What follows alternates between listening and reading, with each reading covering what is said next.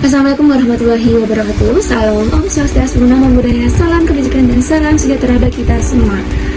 Hidup mahasiswa, hidup rakyat Indonesia. Kembali lagi dengan saya, Anastasia Kurniaraman, biasa dipanggil Tasya. Saya merupakan mahasiswi Universitas Trunojoyo Madura dan bidang studi Ilmu Hukum Fakultas Hukum. Dengan adanya video ini, saya akan memaparkan pertanyaan-pertanyaan yang sudah ditentukan oleh dosen saya, dosen pembimbing mata kuliah HTN, yaitu Hukum Tata Negara. Di sini saya tidak akan memaparkan materi demokrasi, konstitusi seperti video yang lalu, tapi di sini saya akan menjawab pertanyaan-pertanyaan yang sudah disiapkan seperti itu.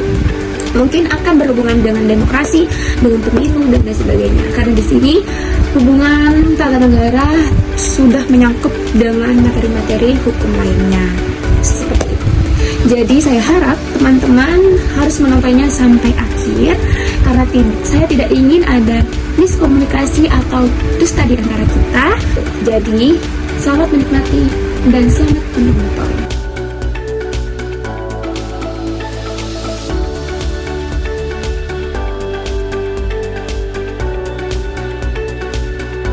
Oke teman-teman, terima kasih atas kesempatannya dan izinkan saya menjawab pertanyaan pertama, yaitu ada kesepakatan tentang setiap orang berhak untuk memilih dan dipilih dengan jabatan tertentu. Untuk jabatan tertentu maksudnya. Itu benar dengan adanya peraturan-peraturan yang sudah ditentukan pada pasal 27 ayat 1 Undang-Undang Dasar Negara Republik Indonesia pada tahun 1945, bahkan bahwasanya setiap orang berhak untuk dipilih dan memilih dengan cara pemilihan umum. Dengan contoh pemilu 2019 atau pemilihan umum 2019 sudah terlaksana pemilihan umum, yaitu warga negara berhak memilih dan dipilih siapa presidennya, siapa wakil presidennya, dan anggota legislatif lainnya seperti itu. Selanjutnya bahwasanya warga negara Indonesia berhak untuk mendapatkan informasi atau segala informasi. Ini di undang-undang sudah ditentukan ya teman-teman, pada Undang-Undang Nomor 40 Tahun 1999 bahwasanya tentang kebebasan untuk warga negara Indonesia mendapatkan segala informasi, dan Undang-Undang Nomor 14 juga ditentukan pada tahun 2008. Itu juga sudah ada ketentuan berhaknya atau kebebasannya untuk mendapatkan segala informasi. Dengan adanya sosial media, itu warga Indonesia itu lebih gampang untuk menggali informasi. Tapi perlu diketahui literasi Indonesia sangat rendah yang mengakibatkan informasi-informasi yang berbau sara teman-teman. Jadi warga Indonesia itu harus bertanggung jawab atas informasi-informasi yang ia dapat seperti itu, karena kebebasan juga ada batasan, seperti selalu melindungi hak orang lain, hak sesama seperti itu. Selanjutnya pemilihan umum yang bebas, adil dan jujur, di mana Undang-Undang Pemilu sudah mengatur tentang prinsip-prinsip pemilihan umum akan hal terselenggaranya pemilihan umum ini dengan cara pemilihan jujur, adil dan bebas. Dan seperti KPU atau Komisi Pemilihan Umum itu bertugas untuk menjamin pemilihan umum ini terlaksana dengan tertib, adil, bebas dan jujur seperti itu teman-teman. Jadi kesimpulan pertanyaan pertama yaitu Indonesia sudah memenuhi unsur-unsur ketiga tersebut, seperti pemilu yang bebas, jujur dan adil, seperti adanya kebebasan mendapat informasi, lalu hak warga negara yang bisa memilih dan dipilih seperti itu sudah terjalin dan sudah terpenuhi. Itu kita lanjut pertanyaan berikutnya, pertanyaan nomor 2.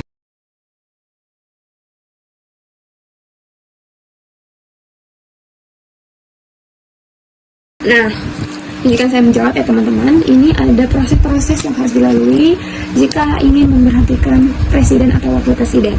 Yang pertama ada inisial pemberhentian. DPR harus memberi permintaan kepada MK tentang pemberhentian presiden atau wakil presiden dengan menyertai bukti-bukti dugaan atau pelanggaran yang presiden lakukan atau wakil presiden lakukan.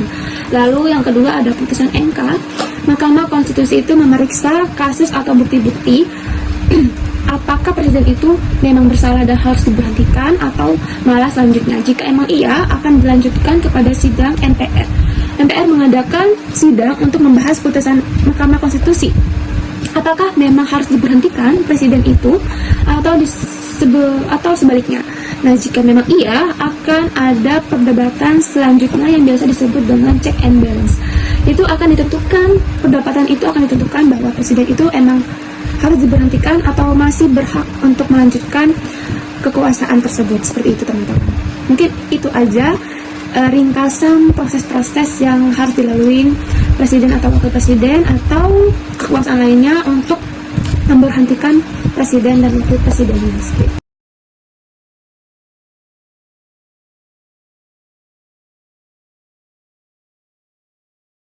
Oke, sesuai pertanyaannya, yaitu nilai kesamaan dan kebebasan menurut hak asasi manusia. Nah, jika nilai kesamaan, yaitu semua orang atau setiap manusia dipandang sama dan setara, tidak ada diskriminasi, tidak ada perbedaan-perbedaan seperti perbedaan budaya, ras, agama, karena seperti Bhinneka Tunggal Ika yang berbeda-beda tetapi tetap satu jua. Dalam bahasa masyarakatnya, yaitu berperilaku adil seperti itu. Jika nilai kebebasannya, yaitu setiap orang atau setiap manusia berhak untuk memiliki hak kebebasan untuk keputusan dan memiliki hak kebebasan untuk memilih, seperti itu teman-teman. Tetapi di sini yang namanya kebebasan pasti ada batasan, yang dimana harus menghargai hak asasi manusia satu dengan manusia lainnya, seperti itu. Seperti saling melindungi hak asasi antara kamu dan aku, seperti itu teman-teman, kurang lebihnya.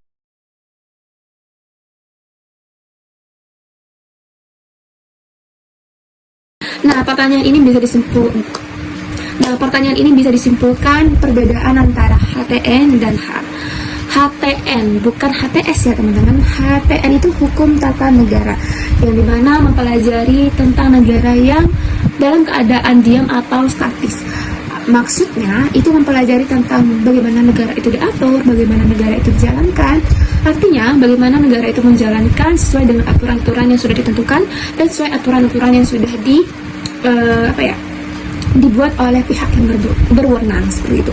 Lalu sedangkan HAN itu hukum administrasi negara, yang dimana mempelajari tentang negara yang dalam keadaan dinamis atau bergerak. Artinya mempelajari tentang kewenangan itu, fungsi kewenangan itu, mempelajari tentang tugas-tugas kewenangan itu, seperti itu kurang lebihnya. Jika dalam arti luas, teman-teman bisa mencarinya lebih dalam, mencari informasi-informasi atau mempelajarinya lebih dalam di internet, sudah banyak ya teman-teman, perbedaan antara HAN atau pengertian HAN atau pengertian HTN itu sendiri, seperti itu.